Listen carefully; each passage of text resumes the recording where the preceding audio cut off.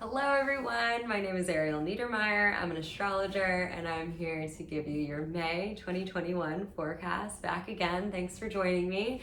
Today, I want to talk about three major things. So we're going to talk about Gemini, the sign of Gemini, because we've got Mercury, Venus, and the Sun all moving into Gemini this month. We're going to talk about Jupiter and Pisces, which is a transit that will be starting on May 13th all the way through the end of July and is like really auspicious and exciting. I'm excited for it. And then finally, we're going to talk about the total lunar eclipse in Sagittarius at the end of the month on May 26th. So let's get started. Okay, so Gemini. I know we've been in Taurus season. I love Taurus season. I'm a Taurus, by the way. I don't know. Yeah, I'm a Taurus. I feel like I don't want to be biased. Like, it's not like Taurus is my favorite archetype, but I am a sun sign Taurus. That being said, I love Gemini energy so much. And I know that there's a lot of like sassiness about Geminis, I feel like, in meme culture on Instagram and on the internet. But Gemini energy is really inquisitive, really curious, and has such a thirst for knowledge. I call Gemini the reporter archetype of the zodiac. And, you know, they're always questioning, they're always asking questions. Like, there's such an ability to collect and collate and organize information that you wouldn't believe. And it's the sign of communication. And so with Mercury, the planet of communication, moving into Gemini on May 3rd, all the way until May 29th when it goes retrograde, which we'll get to in my June forecast video, don't worry about it yet. There's going to be such an ability to communicate and get your point across effectively on a collective level. But on a very individual level, depending on where Gemini falls in your chart, you're going to find the ability to build really effective means of communication in all realms of life. So if Gemini falls in your 10th house of career, then you'll find that you're able to have difficult conversations with colleagues, with authority figures. I mean, it's a really great time to schedule, important meetings, presentations, and have those hard conversations if you've been sort of dragging your feet on doing so, asking for a raise, whatever it is, but like use the energy. If Gemini falls in your 7th house of relationships, then you might find that there's more open lines of communication with your partner and you can have those more difficult conversations.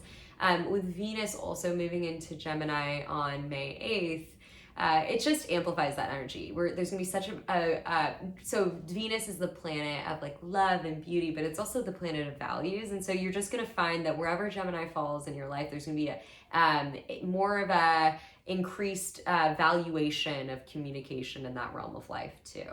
On sort of a collective level, if you're in a relationship, again, focus on communication with Venus in Gemini, but also like if you're unpartnered, I think what we'll feel is that there's, you might be going on more dates and having conversations with more potential partners. There's going to be a certain increase in chattiness, just like more texting, more talking. Like, again, Gemini is a sign of communication, verbal, written, conversation, all types of communication. So, okay, let's talk about Jupiter and Pisces. Okay, Jupiter is honestly, if you don't know much about the planet Jupiter, do some Googling because it is really the planet of gifts. I mean, such abundance. I mean, all the good things. I actually call Jupiter Big Daddy Jupe. When Big Daddy Jupe comes to town, he takes you out to dinner, he orders 3 appetizers, 2 bottles of wine, we're ordering dessert, and then he like slips you like a Benjamin under the table. I mean, it's just really just like the sign of abundance and fun. And so on an actual more literal level, Jupiter is the planet of personal expansion. So personal expansion via foreign travel, higher education, mentorship. It's very literally the planet of mentors, of people who invest in you and want to see you grow and be successful. It's the planet of beliefs. It's the planet of philosophy, theology, metaphysics, anything that helps enlighten you. And then, along with the things I mentioned, travel and higher education, learning. And when Jupiter is well positioned, and so for example, it's going to be in Pisces. Pisces is one of its home signs. For most of the year, it's been in Aquarius, which Jupiter doesn't the energy, the expansive energy of Jupiter does not love the sort of restrictive energy of Aquarius, which is ruled by Saturn, the planet of limitations. Jupiter likes to go big and likes like a big expansive amount of room to just grow. And so Pisces has that kind of like more like floaty energy of just like, you know, like going and floating into like these more kind of expansive states. And so Jupiter really likes that. And it's a really nice preview of where we're going in 2022 when Jupiter really moves into Pisces. Basically what's going to happen is after July, Jupiter will retrograde back into Aquarius for the rest of 2021. But until July, we get this really lovely preview of what Jupiter and Pisces life is like. And I promise you it's going to be very abundant. So where you're going to see these gifts, where you're going to see the windfall in your life with this transit, look at your chart and see where Pisces falls. If it falls, let's say in the second house of personal finance and resources, you very literally might just get like a check in the mail or you'll see like a new channel of revenue open up in your life. But gifts, if it falls in your 7th house of relationships, you're very likely could manifest in a beautiful new partnership this summer. Another thing I wanted to say, so Jupiter is the planet of travel. We're definitely going to see a lot of travel coming back just this summer. That being said, I would hesitate to advise you all to book travel for the rest of 2021 after July, because with Jupiter moving back into Aquarius, there are, I think, going to be some reclosing, some limitations again via the pandemic. But if you've got the travel bug, book travel for 2022, because once Jupiter really moves into Pisces, all systems go. So we are looking at a world reopened in terms of travel, but just not maybe as soon as this year past the summer, but definitely in 2022. Okay, let's talk about, last but not least, let's talk about the total lunar eclipse in Sagittarius on May 26th. Okay, so lunar eclipses are like big amplified full moons. Same with solar eclipses in terms of new moons, but it's just when the sun and the moon are not just opposed, but they're also in like critical alignment with these really key points in the moon's orbit called the lunar nodes. They're also known as the nodes of fate. And so on a soul level, eclipses really relate to before and afters and like very karmic beginnings and endings.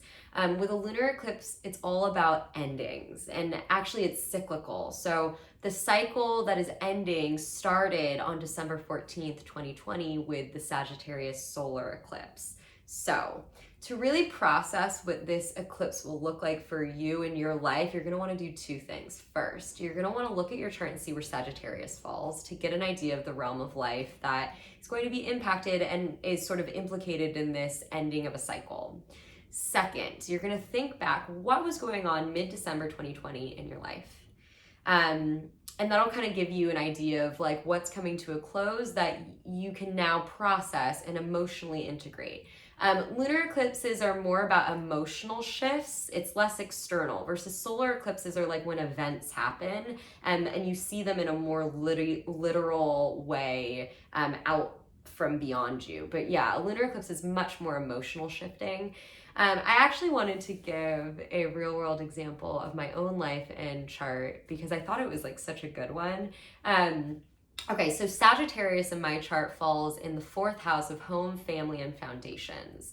And so December 2020, I had to move really unexpectedly. I had to leave my apartment in San Francisco and find a new apartment in a matter of weeks. It was really unsettling. It was really surprising and shocking. And it really left me in this very transitional phase of like living out of boxes, you know, like having no furniture in this apartment. And so, yeah, so that's what was going on. And that's a very solar eclipse kind of energy. You know, it's unexpected events, oftentimes with solar eclipses, and it's the beginning of new cycles. So I entered a new cycle of being in kind of a more transient state in terms of my home, family, and foundations. With this lunar eclipse, what I'm expecting is that it's really going to bring that stage of sort of instability in my home life to a close, because now I have this apartment, I'm all moved in, I'm not living in boxes anymore. I'm very settled, and I've also really rooted myself in my home, but also in my city, which is San Francisco. And I was also at the time of that solar eclipse, like still deciding if I wanted to live in the city of San Francisco. But now I've really committed to the city, and I've really like rooted my foundation here, which is a very fourth house thing. Sagittarius falls in my fourth house. So now I can kind of process that stage, that cycle, and see that it's come to a close, and look at the ways that it's changed me emotionally in an internal way. So that's one way to process an eclipse cycle. And I hope that you do that to sort of understand on a deeper soul level what this lunar eclipse means for you in terms of an ending of a chapter and the turning of a page into a new beginning. And we will have that in June with the solar eclipse in Gemini. Will set us up for a completely new cycle. And so welcome to eclipse season. It really starts with this month. It's a really exciting time. But yeah, expect some instability and some events to come about that maybe you weren't expecting with eclipse season. Okay. That is your May 2021 forecast. Thank you so much for tuning in. I love to be here with you. Again, my name is Ariel Neidermeier. I'm an astrologer. You can catch me on Instagram on Spot the Witch. You can also schedule a reading with me at spotthewitch.com. And yeah, I love to give natal chart readings. I also give predictive astrology readings. So anything you need, let me know. And I'll see you in June.